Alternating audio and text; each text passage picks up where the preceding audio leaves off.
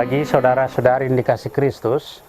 Mari kita mengawali hari baru dengan mendengarkan firman Tuhan yang diambil dari Injil Yohanes bab 5 ayat 17 sampai dengan 30. Tuhan bersamamu. Inilah Injil suci menurut Santo Yohanes. Sekali peristiwa, Yesus berkata kepada orang-orang Yahudi, "Bapakku bekerja sampai sekarang, maka aku pun bekerja juga." Karena perkataan itu, orang-orang Yahudi lebih berusaha lagi untuk membunuh Yesus. Bukan saja karena ia meniadakan hari Sabat, tetapi juga karena ia mengatakan bahwa Allah adalah Bapanya sendiri dan dengan demikian menyamakan dirinya dengan Allah. Maka Yesus menjawab mereka, "Aku berkata kepadamu, sesungguhnya anak tidak dapat mengerjakan sesuatu dari dirinya sendiri, jika ia tidak melihat Bapa yang mengerjakannya. Sebab apa yang dikerjakan Bapa, itu juga yang dikerjakan anak. Sebab Bapa mengasihi anak, dan ia menunjukkan kepadanya segala sesuatu yang dikerjakannya sendiri.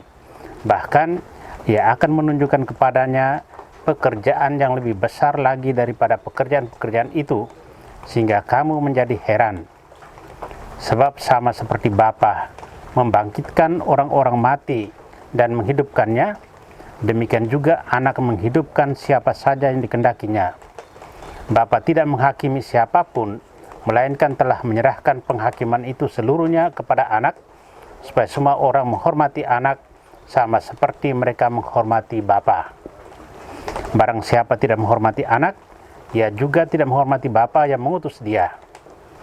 Aku berkata kepadamu, sungguh, barang siapa mendengar perkataanku dan percaya kepada dia yang mengutus aku, ia mempunyai hidup kekal dan tidak turut dihukum, sebab ia sudah pindah dari dalam maut ke dalam hidup.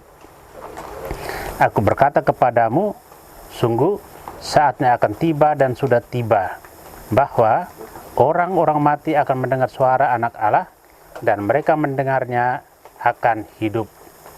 Sebab sama seperti Bapa mempunyai hidup dalam dirinya sendiri, demikian juga diberikannya anak mempunyai hidup dalam dirinya sendiri.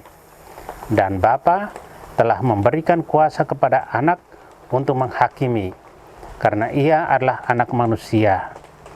Janganlah kamu heran akan hal itu, sebab saatnya akan tiba, bahwa semua orang yang di dalam kubur akan mendengar suara anak, dan mereka yang telah berbuat baik akan keluar dan bangkit untuk hidup kekal, tetapi mereka yang telah berbuat jahat akan bangkit untuk dihukum. Aku tidak dapat berbuat apa-apa dari diriku sendiri.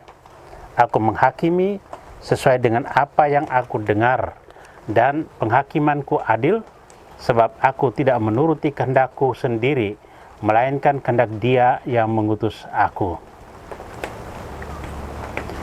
Demikianlah sabda Tuhan.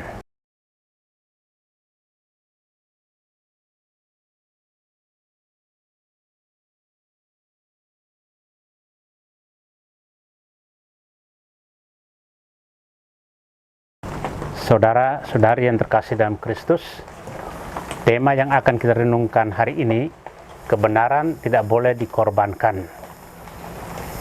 Yesus dalam Injil hari ini mengingatkan kita akan kesatuan antara dirinya dengan Bapa yang telah mengutusnya. Kesatuan ini terungkap dalam kesatuan karya, bahwa apa yang dikerjakannya bukan berasal dari dirinya sendiri, melainkan berasal dari Bapa yang telah mengutusnya.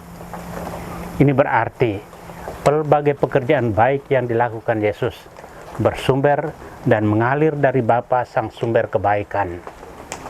Kesatuan dengan Bapanya diwartakan sebagai kebenaran tanpa takut, dan juga tidak meniadakan hari Sabat, tetapi menyadarkan kembali makna bahwa hari Sabat untuk manusia bukan untuk hari Sabat. Maka Yesus menjunjung tinggi kebenaran di atas segalanya. Bapakku bekerja sampai sekarang, maka aku pun bekerja juga. Dengan kalimat itu, Yesus menjawab tuduhan bahwa ia telah melanggar Taurat karena menyembuhkan seorang buta pada hari Sabat. Yesus adalah anak Allah dan Dia berkuasa atas segala hari dan termasuk hari Sabat. Perbuatan kasih-Nya tidak bertentangan dengan hari Sabat. Bagi mereka yang menekankan kemurnian hukum, perbuatan Yesus dilihat sebagai pelanggaran terhadap hukum. Yesus sendiri tidak mengabaikan hukum, tetapi menghayati hukum dengan semangat kasih. Kasih tidak anti hukum. Kasih sejati tidak takut pada hukum. Penghayatan kasih secara benar mengandaikan juga pelaksanaan hukum secara benar.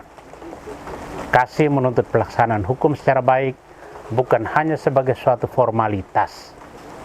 Dalam semangat kasih, hukum dapat menjadi sarana pengungkapan kasih, baik kepada Tuhan maupun kepada sesama. Saudara-saudari yang terkasih, sebagai orang beriman Kristiani yang adalah anak-anak Allah, kita diajak untuk menghayati hidup kita sebagai anak-anak Allah dan menampilkan hidup kita di tengah masyarakat sebagai pribadi-pribadi yang sungguh-sungguh menampilkan citra diri kita sebagai orang beriman yang sejati, anak-anak Allah yang menjalani hidupnya sesuai dengan kehendak Allah. Semoga hidup kita sungguh-sungguh menjadi kehadiran Allah di tengah dunia, di tengah lingkungan tempat kita tinggal dan tempat kita bekerja dan beraktivitas.